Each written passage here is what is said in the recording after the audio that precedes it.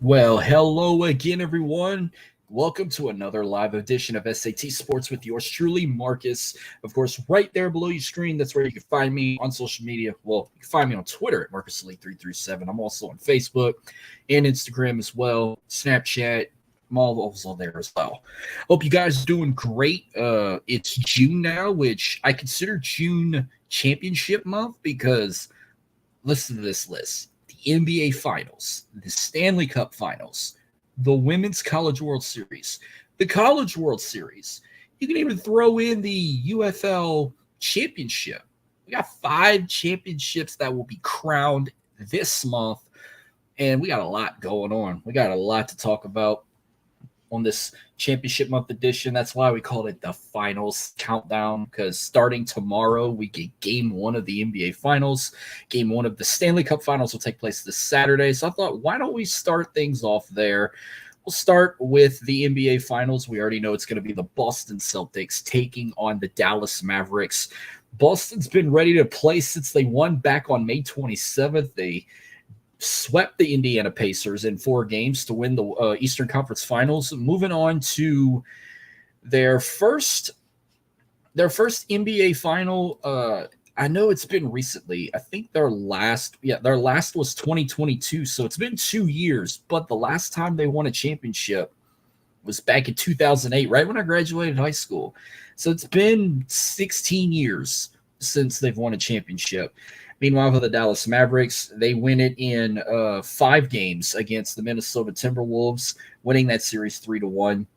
They move on to the West. They win the Western Conference Finals. They're going to play the Boston Celtics in the NBA Finals. For the Dallas Mavericks, this will be their first NBA final appearance since 2011. They've been to the dance twice. They win in 2006, where they did not win the championship, but they did win it with Dirk Nowitzki and them in 2011 when they beat LeBron James. I think that was in 5 or 6 games, I remember. But that's your NBA final. How the schedule is going to be: games 1 and 2 will be in Boston. Game 1 is tomorrow night, June 6th. Game 2 is going to be on Sunday, June the 9th.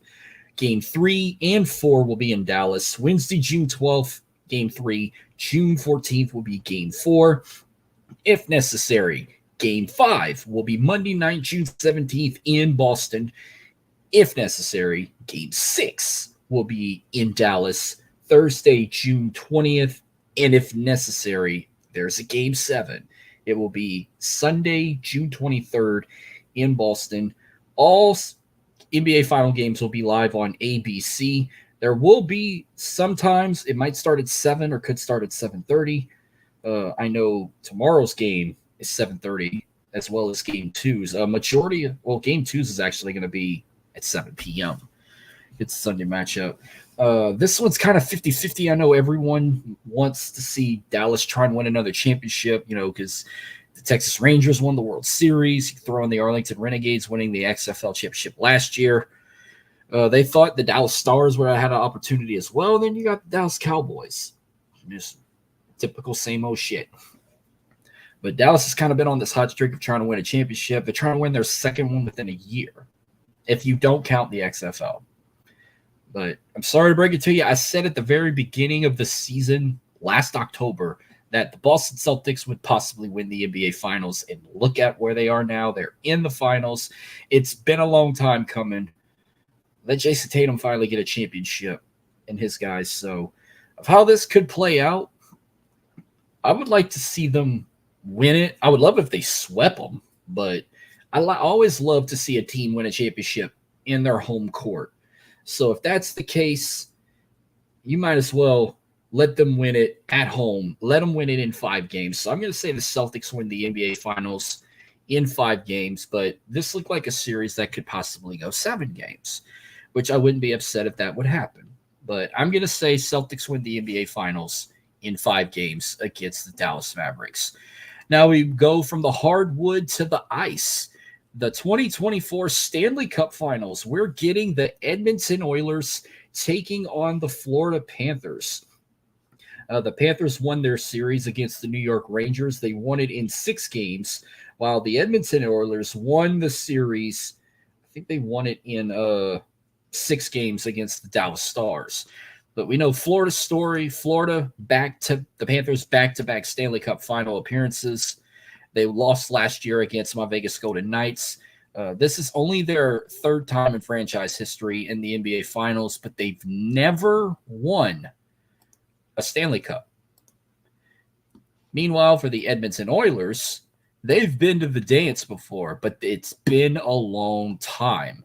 Matter of fact, the last time they won the Stanley Cup, I was just about to be a year old. 1990 was the last time that they won a Stanley Cup. They have 5. They've been to the dance 5. They've been in 8 Stanley Cups, by the way. Not a bad record. They've 5-3 in the Stanley Cup. And it's been a long time since Canada has won a Stanley Cup. I think, what was it, 1993 was the last time that a team from Canada won the Stanley Cup. And they invented this sport and started this league. Who knows? But this is how it's going to go down. For the Stanley Cup Finals, Games 1 and 2 will both be in Sunrise, Florida, or Fort Lauderdale. Game 1 will be this Saturday in Sunrise on June the 8th. Game 2 also in Florida on Monday, June the 10th. Games 3 and 4 in Edmonton. Game 3 will be Thursday, June 13th, and Saturday, June 15th. If necessary, Game 5 will be in Sunrise, Florida on Tuesday, June 18th. If necessary, Game 6 will be in Edmonton Friday, June 21st. And if necessary, Game 7 will be in Sunrise Monday, June 24th. And just like I've said with this one, I like to see a team win a championship at home instead of on the road. And I kind of like how for the last 3 decades, we've been playing keep away from Canada, trying to bring the Stanley Cup back to the White North. And for Florida, I'll give it to the Florida Panthers. They are a very good hockey team. They scared the hell out of me last year in the Stanley Cup Finals, even though we did beat them in 5 games to win our first Stanley Cup. But to go back-to-back, it's hard to do that. It's not as easy as what people think. And shout out to the state of Florida. 5 consecutive years a team from Florida went to the Stanley Cup Finals. That's also including the Tampa Bay Rays, 3 consecutive trips where they've won 2 out of 3. So Florida went last year, got their hearts broken. It would be so sad to see it happen 2 years in a row. And I know it's been a long time coming for Canada, so I know maybe not the whole country of Canada. I guarantee you Calgary probably don't give a shit. You're probably going to be picking Florida because, they're rivals in the borough or the province, whatever you want to call it. They don't have states in Canada, or whoever else, but you never know. But I'm going to stick with the American team. I'm going to give the Florida Panthers their flowers. I hope they win their very first Stanley Cup. It's always nice to see a team that's never won a world championship win it for the first time. So I'm going to pick the Florida Panthers. I actually can see this going pretty far. I can see this going 7 games. Edmonton is a very good team. I'm looking forward to watching these matchups. So I'm going to pick the Panthers to win their first Stanley Cup in 7 games. Bring it to 7. So that wraps up Stanley Cup predictions here. Let's talk some college softball and baseball. I know right now we have the College World Series going on. The Red River rivalry takes it to the national championship. We got Texas and Oklahoma, number 1 versus number 2. I'm going to do a quick recap of the College World Series that happened in Oklahoma City. You go back to the first round. Remember, all the way till the championship, it was double elimination. And when you get to the national title, it's best out of 3. You go back to the first round. Texas beat Stanford 4-0. Florida beat Oklahoma State 1-0. And Stanford beat Oklahoma State 8-0. While UCLA beat Alabama 4-1. Oklahoma beat Duke 9-1. And Alabama beat Duke 2-1. So those were some of those. Stanford and Oklahoma State was an elimination game. Stanford eliminated Oklahoma State, and Alabama eliminated Duke. Meanwhile, you go to the second round in the winning bracket. Texas beat Florida 10-0, where Stanford beat UCLA 3-1. Those teams already moved on to the semifinals. While we go to the other side of the bracket, Oklahoma beat UCLA 1-0. So UCLA got eliminated by the Sooners. Florida eliminated Alabama 6-4. Texas and Stanford went at it. Texas wins 1-0, moves on to the national championship. Oklahoma and Florida went to 2 games because Oklahoma, if they would have lost, they'd have had to play another game because they were still in the double elimination part. Florida was on thin ice.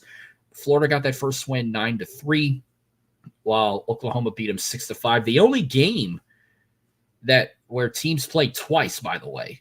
And now we're on to the national championship game. That's actually being played right now. I'm going to get a score update for you with Texas and Oklahoma. Oklahoma is now leading 7-3 in the bottom of the 6th. I know a lot of people are picking the Longhorns to win. They want to see something different because, Oklahoma's got this dynasty winning the national championship in softball. I think I had them repeating. And I didn't think of it as of right now. I thought it wasn't going to be until July 1st, but Texas and Oklahoma are now officially in the SEC, the Southeastern Conference. It became officially permanent on June the 1st, this past Saturday.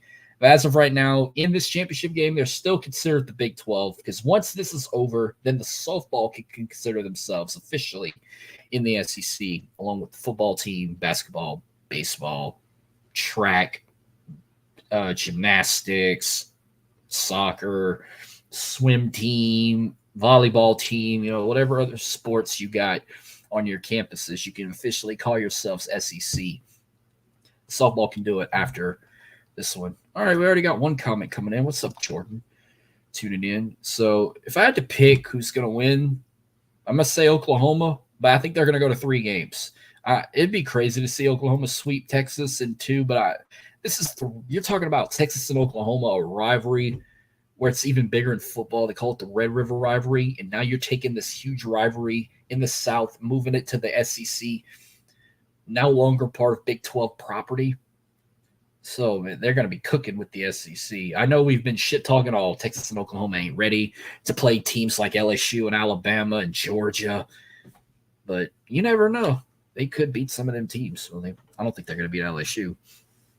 Maybe in the future they will, but hopefully not this coming season. But, yeah, I got Oklahoma winning the national championship once again. And how many national championships will that put them at?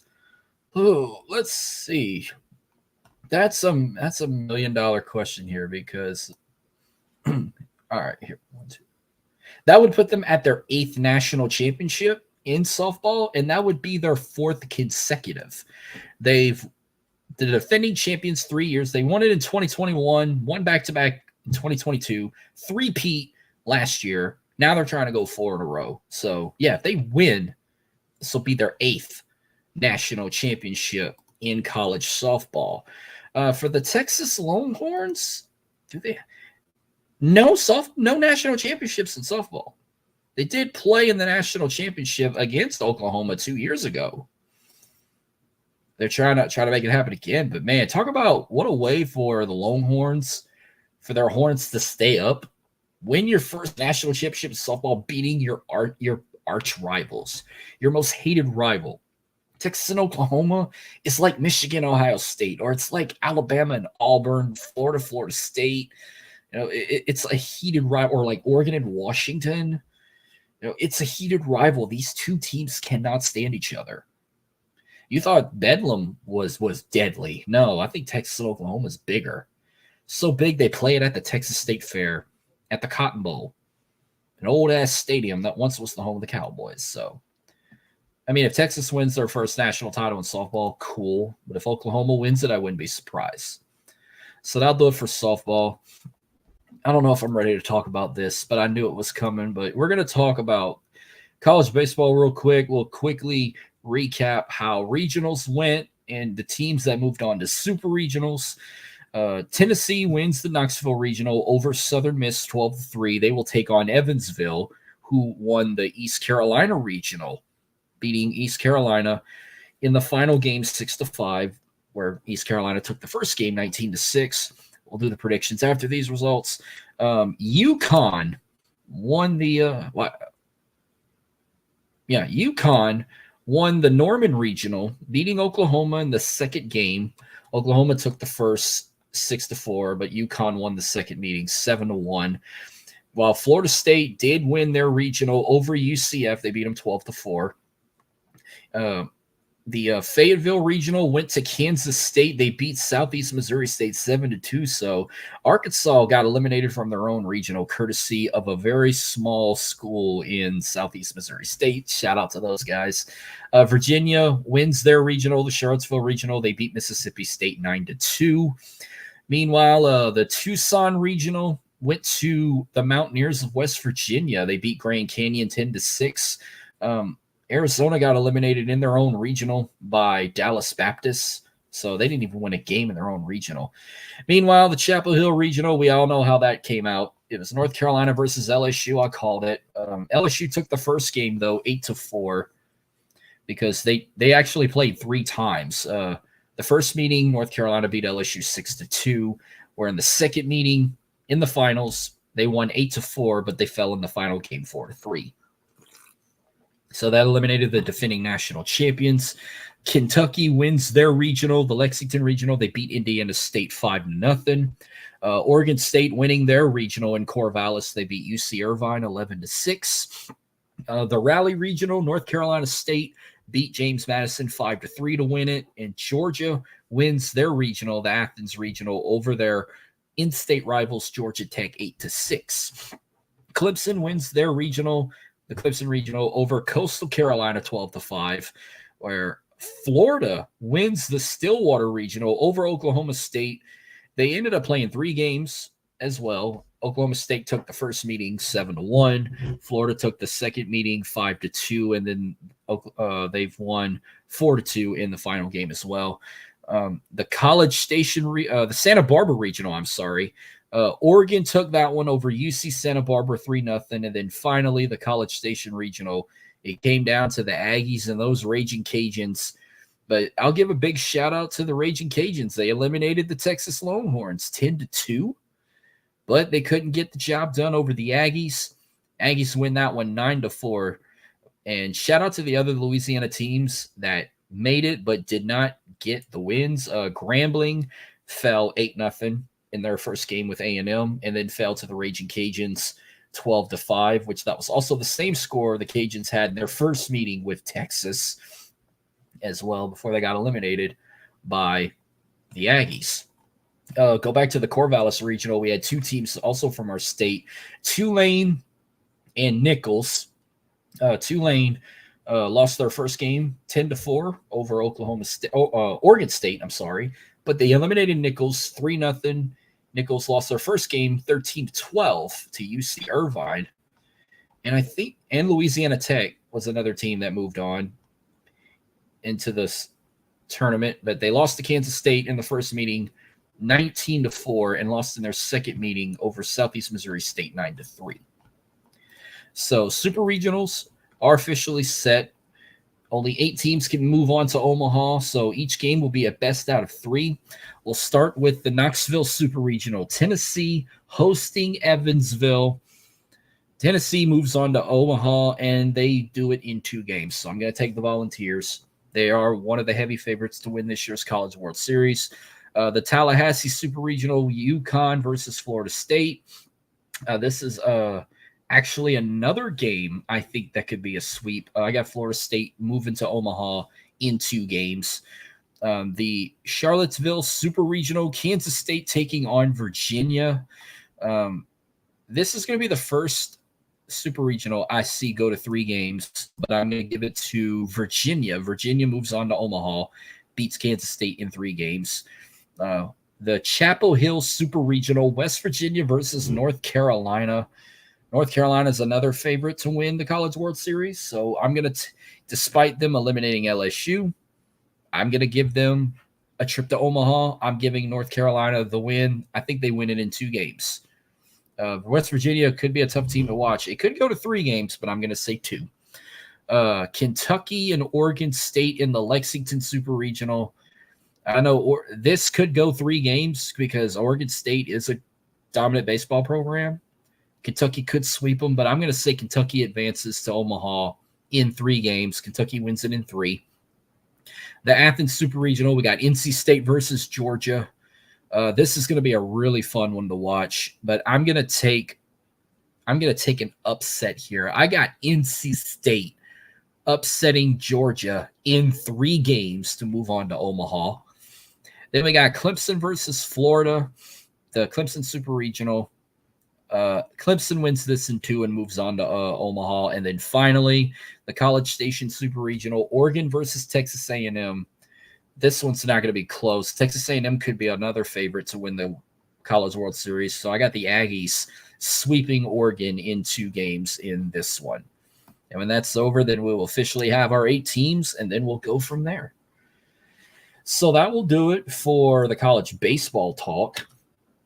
I guess I can go ahead and jump to the UFL because we are now in Conference Championship week for the United Football League. We're actually going to get, I think we're getting 2 rematches. Yeah, we are. We're getting 2 rematches where last week in week 10, the Stallions beat the Panthers in a close one, 20-19. Battlehawks beat the Brahmas 13-12.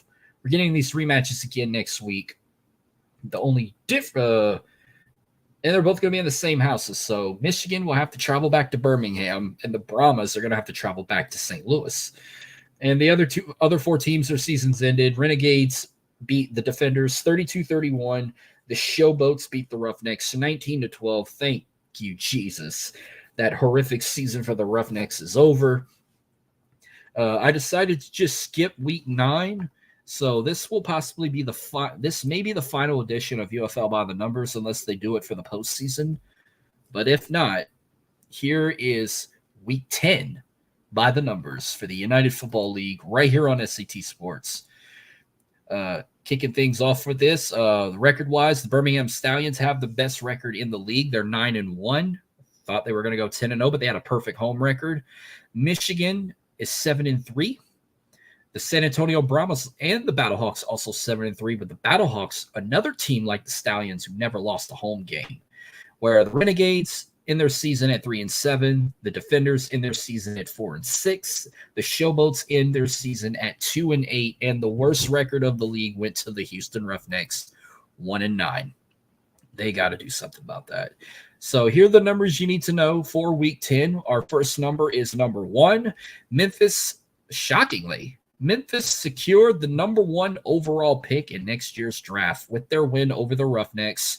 In an effort to incentivize winning a game between the teams, tied for the worst record in the league, the UFL made it so that the winner, rather than the loser, would be awarded the first pick of the 2025 draft. So Memphis so that's pretty strange and pretty opposite. If that would have been the NFL, Houston would have got the first pick, but they'll get the second pick. The Showboats get the first.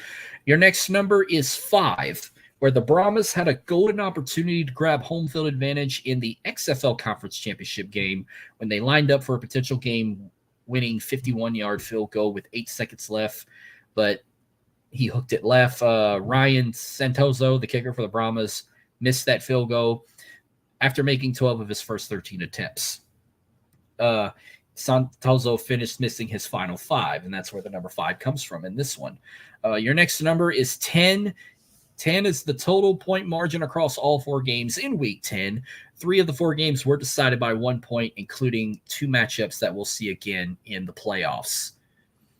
So, yeah, all 4 games in week 10 were 1-score games. 60% of all games in the UFL this season were 1-score contests, higher than the NFL mark of 54%. Your next number, 30-4, with their come-from-behind win over the Panthers, the Stallions finished the regular season at 9-1 and now boast an astounding 30-4 record over the last 3 spring pro football seasons in their franchise. Your next number is 40. After an 8-catch performance in Houston's season finale, Justin Hall had a UFL best 40 catches over his last 6 games of the season, and he finished the season tied for the lead in 56 catches and came in third with 604 receiving yards.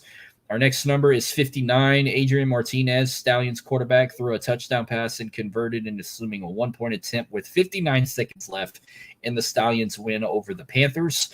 Martinez also finished the regular season with a 6-1 record as a starter and is the league's leading rusher at 528 rushing yards and it also is the third highest passer with 1,749 passing yards this season.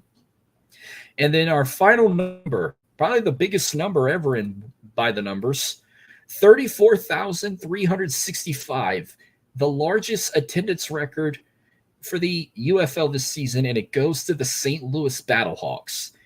That was the attendance for their matchup with the San Antonio Brahmas, and had them a perfect 5-0 home record. And can they top that off this coming weekend? Because they will be back in St. Louis for that conference championship game, the XFL Championship. So if I had to make predictions, everyone wants the rematch. They want the Battlehawks versus the Stallions in the UFL Championship. They want to see if A.J. McCarron can try and beat a team from his home state, because their last meeting was a very good one. I forgot what week it was. So if I'm going to make a prediction here, I'm going to say it now. The USL Conference Championship easily got the Stallions. It won't be a blowout. I think it'll still be a close game. While in the XFL Conference Championship, I could see the Battlehawks just decimating the Brahmas. Might be the most points scored in that one. And the XFL Championship game, they're actually, you know what, no, it's going to be the following week. So on Father's Day, June 16th, the UFL Championship game will take place. It'll be a 4 p.m. kickoff on Fox. I don't know if they're going to do a neutral site game, or will they play this? Whoever's the higher seed will host it. That's the question we're waiting to find out. I'll definitely know something by next week when it comes to that.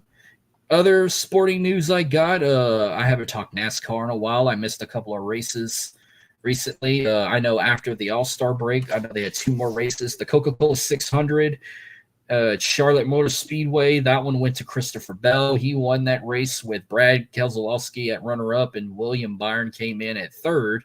We're also in that race. Stage 1 went to William Byron, and Stage 2 went to the winner in Christopher Bell. Then you had then we had a race down in Madison. I think it was Madison, Illinois. You had the Enjoy Illinois 300 presented by Ticket Smarter. Austin Cindric won that race with Denny Hamlin coming in as a runner-up and Brad Keselowski coming in third place. Christopher Bell took stage 1 and 2 of this race, with Austin Cindric winning it. Coming up this weekend, we head out to the beautiful Sonoma, California. We got the Toyota Save Mart 350 at Sonoma Raceway. Good luck to all the racers in that one. And then for our final segment, well, actually, before we get to our final segment, I do have one little announcement that involves college football, by the way. As we're counting down, they officially revealed how the playoff schedule will work, because now we're going to 12 teams in the college football playoffs. So that's what makes this upcoming college football season more exciting. So how this will work out, first round matchups will take place December 20th and December 21st. I know Friday's matchup on December 20th will be at 8 Eastern. You can watch it either on ABC or ESPN. And then December 21st, there'll be 3 matchups, a noon Eastern, 4 p.m. Eastern, and 8 p.m. Eastern. And you can catch these games either on ESPN, TNT, or ABC. The quarterfinals will take place at 4 of the New Year's 6. So they're still going to do the rotation around with the semifinals. If we'd have been in the original formation of the college football playoff with only 4 teams, the Capital One Orange Bowl in Miami and the Goodyear Cotton Bowl Classic in Arlington would host it this year. So for the other 4, well, they're still going to host playoff games. They're going to host the quarterfinal matchups. There'll be one game on New Year's Eve. It'll be the Verbo Fiesta Bowl in Arizona, 7:30 p.m. Eastern kickoff on ESPN. Matter of fact, the rest of the games are on ESPN, by the way. Then on New Year's Day, you're going to get 3 matchups. You're going to get the Chick-fil-A Peach Bowl in Atlanta, 1 p.m. Eastern. The granddaddy of them all, the Rose Bowl game presented by Prudential in Pasadena, 5 p.m. Eastern. And following off at that, the All-State Sugar Bowl in New Orleans, 8:45 p.m. Eastern kickoff. The semifinals, or I like to call the college football playoff semifinals, that will be a 2-night event. Thursday, January the 9th, the first semifinal game at the Capital One Orange Bowl in Miami, 7:30 p.m. Eastern kickoff. And then the second semifinal game will be the following Friday, January 10th at the Goodyear Cotton Bowl Classic. So this will be the first time ever in the CFP era that both semifinal games will be played on 2 separate days. They will not play them the same day, so that makes it even more fun to watch, even though we'd like to watch them all the same day. And this year, the national championship is going to be really late. Same with the Super Bowl. The college football playoff national championship game presented by AT&T. This year, it's going to be held in Atlanta at Mercedes-Benz Stadium, Monday, January 20th, 7:30 p.m. Eastern kickoff on ESPN. So if that gets your blood boiling, when I mean blood boiling in a good way, are you hyped for college football to come back? I know everyone's ready for that college football video game from EA Sports that drops next month. I'm waiting to get it too. And it's going to be so fun playing that in a long time. All right, then last but not least, as always, we're going to wrap it up with the IFL. We're going to recap this past week. I think it was week 12, I think. Yeah, week 12. Recap scores. The Blizzard beat the Steamwheelers 64-36. The Rattlers beat the Sharks 62-41. Barnstormers beat the Storm 47-45. The Fighters beat the Pirates 52-48. The Strike Force beat the Oilers 42-34. The Wranglers beat the Nighthawks 58-52. So that's back-to-back losses for Vegas. And then finally, the shocker, Duke City, the Gladiators, finally get a win this season. They're in the win column. They beat the Sugar Skulls 21-20. And your conference standings right now, the Eastern Conference is still – actually, they're all still the same. Just record numbers change. In the Eastern Conference, it's still a tie at first place. The Fighters and the Blizzard both at 8-2. Pirates are in second place at 6-4. Steamwheelers in third place at 4-5. The Oilers and the Barnstormers are tied at fourth place at 3-7. The Storm in fifth place at 2-7, and the Sharks in last place in the East at 1-8. While in the Western Conference, the Panthers still lock in the first place seed 8-1. Nighthawks are at second place at 7-2. The Wranglers in third place at 7-3. Strike Force and the Rattlers are tied at fourth place at 6-4. Gunslingers in fifth place at 4-5. The Sugar Skulls in sixth place at 2-7. And the Gladiators still in last place in the West at 1-8, but they're tied at dead last overall with the Sharks.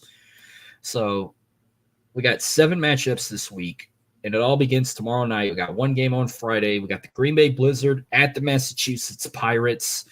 I'm going to take the Pirates at home over the Blizzard.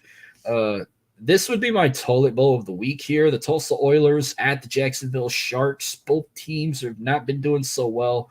Jacksonville kind of gave it their all against the Rattlers till the end of the game, but I'm going to take the Oilers on the road over the Sharks. Gladiators, Gunslingers, there's a possibility Gladiators could get another win, but I'm going to take the Gunslingers at home in this one. The Frisco Fighters at the Quad City Steamwheelers. Easy pick here. Give me the Frisco Fighters. The Vegas Nighthawks at the Sioux Falls Storm. I cannot see this team losing 3 in a row, and I love this team. I hope they pull this off. I'm picking the Nighthawks on the road. Then we got the Arizona Rattlers at the San Diego Strike Force. This is my game of the week. You got 2 teams tied at fourth place, trying to not be at the same spot anymore, but I'm going to take the Strike Force at home over the Rattlers. And then finally, the Tucson Sugar Skulls at the Bay Area Panthers.